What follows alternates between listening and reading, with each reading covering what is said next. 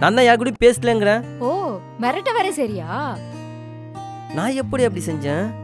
ஏன்டி என் உயிரை வாங்குற? ஓ அவ உன் உயிர், அதை நான் வாங்குறேன் அப்படிதானே? நான் எங்க அதை சொன்னேன்? நீ தாண்டி என் உயிர். போடா உயிர் மயிருன்னு. ஏய் தியா நில்றி, போடி போ. நான் என் பையன்கிட்ட சொல்வேண்டி என்னன்னு?